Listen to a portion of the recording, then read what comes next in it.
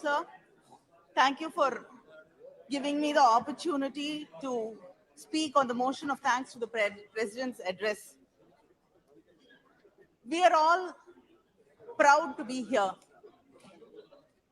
We're all proud to be part of our parliament, to be representatives of our people. And in the President's speech, she says that by 2047, we have to build a nation which not only embraces its glorious past, but also encompasses every golden aspect of modernity. Sir, I'd like to bring to your notice that every country, when it talks about its past, it has different pasts, different narrations of its past. The history is very different from whose point of view we look at it. So when we talk about a glorious past, whose past are we talking about? We talk about the greatness of this nation. We talk about the valor. We talk about the art, literature, the temples, architecture, and the philosophy. But we cannot forget the people who found no space or place in history. We cannot forget the untouchables, the unseeables, and the women who were pushed into fire in the name of honor. Today we celebrate that. And I stand in this floor of this house, hanging my head in shame because we had to listen to something like that. Sir, we have to understand that there is enough in this country to feel proud about. And we also have enough to be ashamed about. We have to embrace that. We have to understand that. We have to own up to that. Only then can we make amends to it. Only then can we make sure there is justice done to these people. But this government, this union government under the BJP, tries to create a unitary culture promoting oneness. One nation, one ration, one nation, one tax, one nation, one market, one language, one exam, one election, one nation, one religion, one nation, one party. This is where what you're trying to lead to. But you have to understand that that will never happen. Never.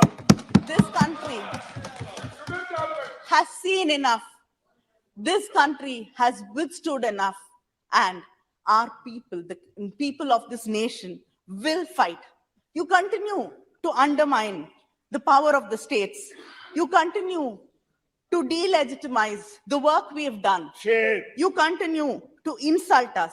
You do not understand what a welfare state is and what freebies are. You continue to call us names, but we have set examples. We have proved that we can create models of social justice.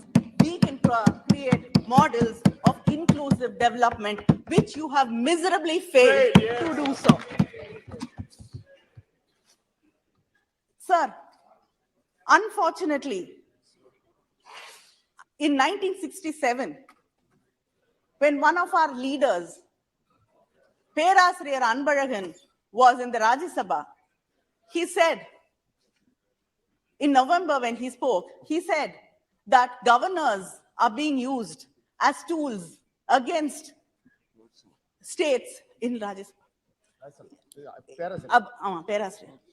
He said that governors are being used as tools against elected governments by the union government. Shame. He said that, sir. He said it. I'm just quoting him. The same is I'm just quoting him. I'm just quoting him. I'm just quoting him. I'm just quoting him. Sir, the Tamil Nadu. Speak about policy, you cannot speak about. So the Tamil Nadu governor has delayed assent to around 20 bills passed by the state legislature, including crucial bills like prohibition of online gambling and regulation of online games. And it's just not Tamil Nadu which stands alone in this fight. We've seen what happened in West Bengal, Maharashtra. what happened in Maharashtra. In Kerala, the governor threatens to withdraw ministers. And in Nagaland, in Telangana,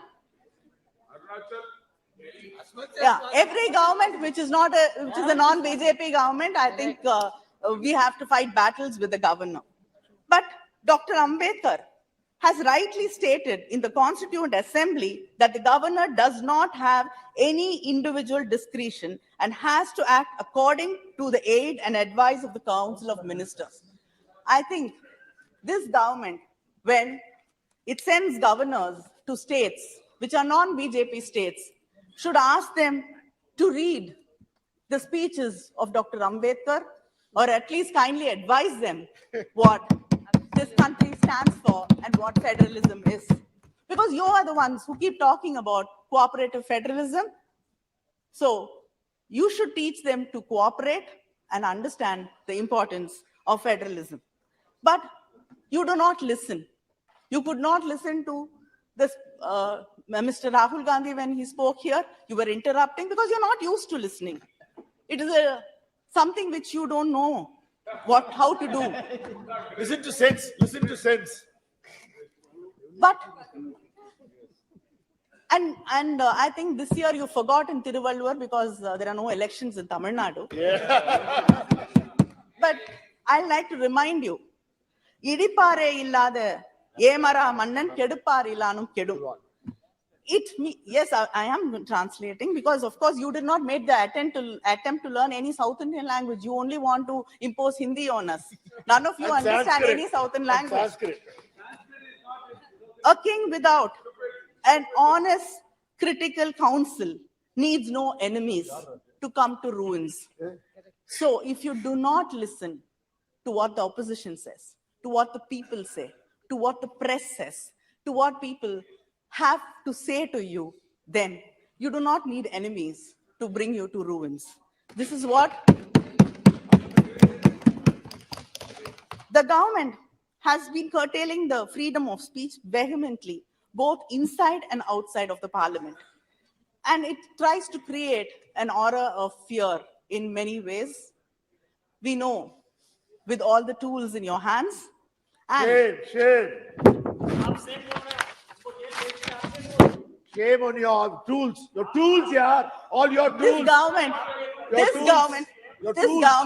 has actively diminished. This government, this He's not yielding. He's not yielding. this go- Sumaripa. Sumari. this government has actively diminished the space available for dissent, debate, and discussion. Making the people voiceless does not ensure continued power, but it will create simmering discontent and resentment. You don't know when it will become into flames. You cannot rule by fear and fear alone. The president said that in her speech said that the country no longer suffers from policy paralysis. But I think it has moved to a dictatorial policy making. Sometimes I am reminded of Alice in Wonderland. I don't know whether I'm in the parliament or in the court of the Queen of Hearts. She just needed no reason to pass a sentence. She needed no reason. She could not listen to any reason. So sometimes you feel that is where you are, in the court of the Queen of Hearts from Alice in Wonderland. Because the government does not understand that the parliament here is to legislate, but it believes in bulldozing all the businesses. There are no pre-consultation policies. Parliamentary committee recommendations are unheeded. And every time we have to repeat what we recommend, and still the government does not listen to us because they are not used to it. And most of the bills are not circulated to the members. Earlier, So there's no opportunity for the members to be able to research, read it, understand it, because you only believe in bulldozing the bills. And the number of days the parliament functions, it's shrinking and shrinking and shrinking, and I don't know. We might just have symbolic days when the parliament will function, and then we'll all be sent home. Prime Minister doesn't even come to the parliament. Yes. All it would, right? 3 times a year. The Honorable President also said that the World Bank report acknowledged that India was able to prevent crores of people from falling below poverty line during the COVID pandemic.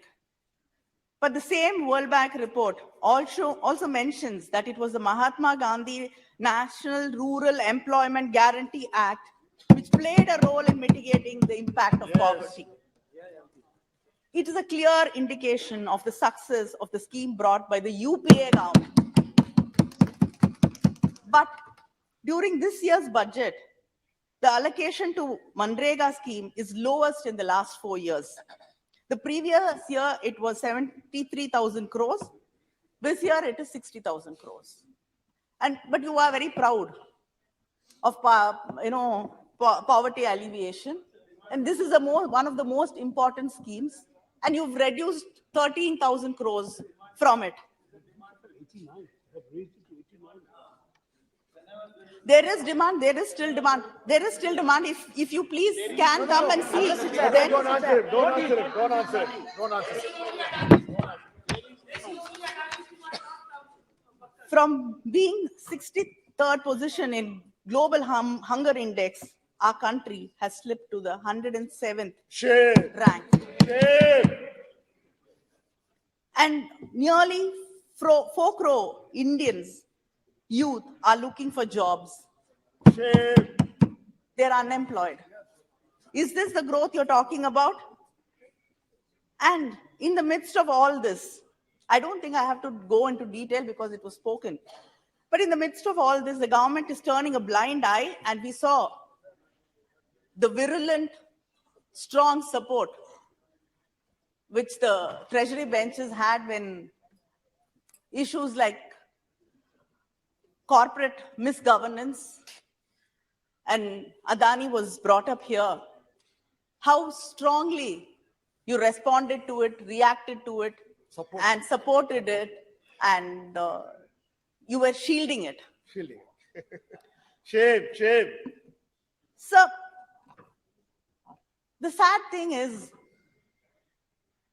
there is a misgovernance and there's a manipulation of valuation. But your reply is only one, which says that it is against the nation. It's unpatriotic. It is against India. The same Hindenburg report, the same Hindenburg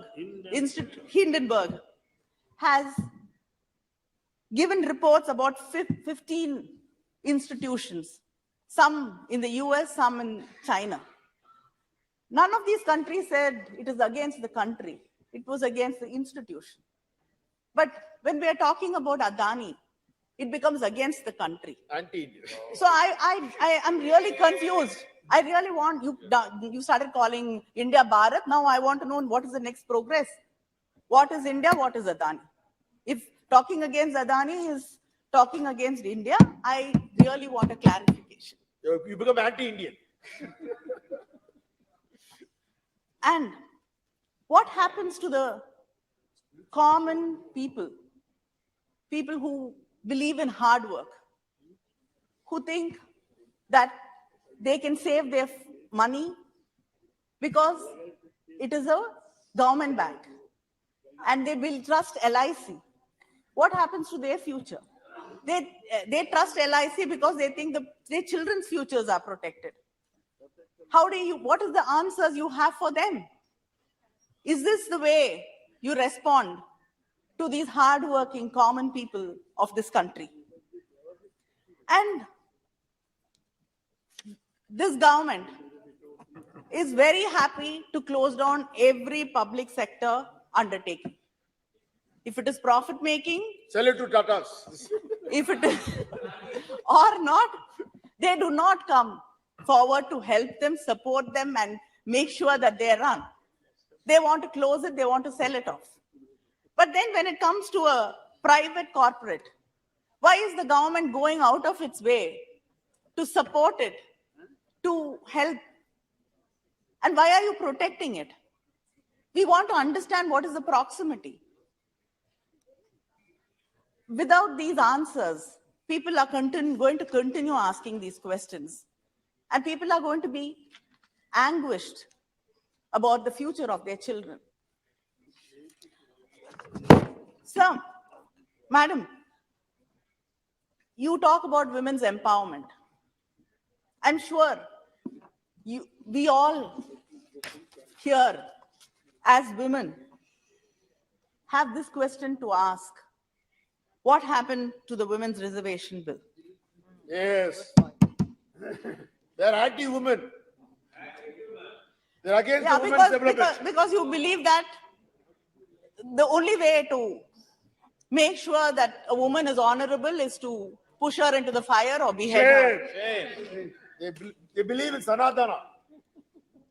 Sir, we've seen 27 parliament sessions after this government, which in its election manifesto said that there will be 33% reservation in the assemblies and in the parliament, has come to government.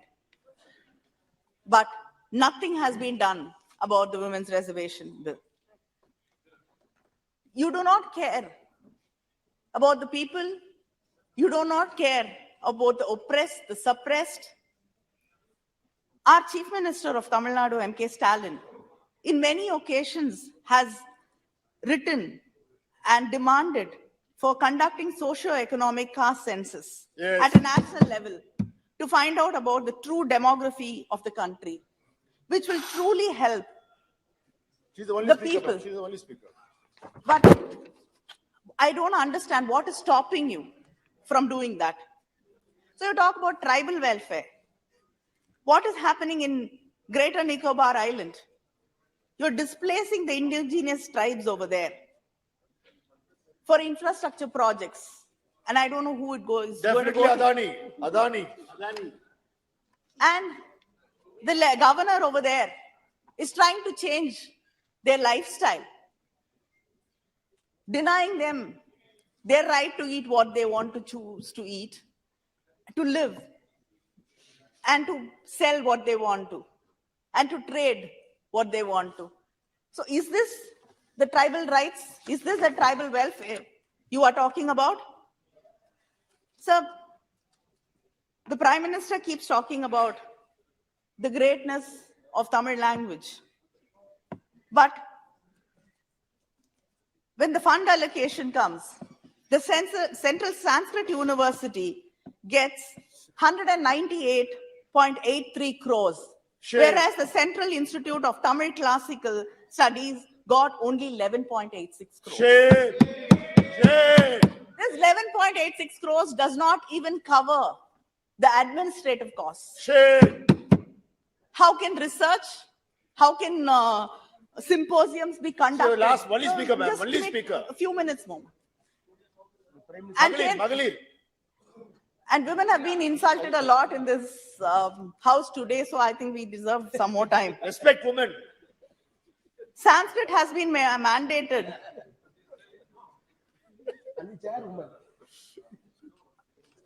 In the Kendra Vidyalaya schools, but not the regional languages. Shame.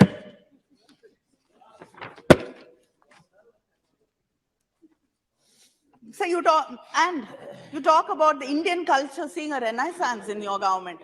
Which Indian culture? Why are you again leaving us out? We know how the Kiradi report, which says that the Sangam era dates back to the 6th century BCE, has not even been published 2 minutes. by this government. She's concluding. And the finance minister time promised us Concluding, ma'am. an on-site museum Concluding. in Adichanallu. Concluding. It's 3 years, and we have not got it. You talk about medical colleges, 260 medical colleges. But the Madurai aims, which was the foundation stone was laid by the Prime Minister 4 years ago. Nothing, no work has happened. Shame. Naipa, we are waiting for 13 years after giving 116 acres of land free of cost Shame. to the union government, and we are still waiting. Work has not started, money has not been allocated.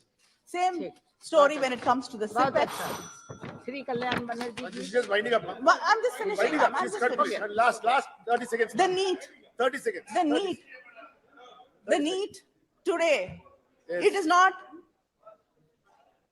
it's become a national elimination and eradication test. You want to leave us out. You want Shame. to leave people, children who deserve to go to medical colleges. You want to cut them out.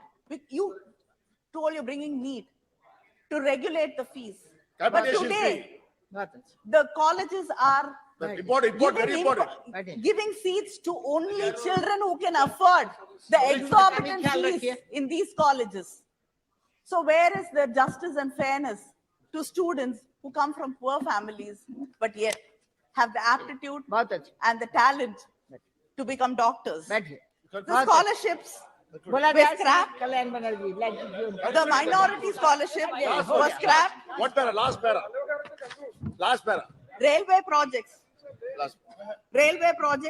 Southern Railways, Mahila, again, Mahila. we are 5 getting minute ज्यादा not दिए, even 5 1/10 of what the Shame, Northern shame. Railways get. Our fishermen issues in Tamil Nadu are unresolved. You have to use diplomatic channels to resolve it, which You're not doing. unfortunately you're not doing. Sir, हो गया madam, Last point. Last point. चलिए। Last point. Last point. Last point. अरे you उन say पर ध्यान last रखो that ना we can walk, उनका we have टाइम to जा walk रहा है together. उनका समय How जा can रहा है we walk together if you don't recognize us, if you insult us, Shame. बहुत अच्छा we do not accept us, we cannot चलिए लाइट walk together, काटिए light and this nation will not walk with you.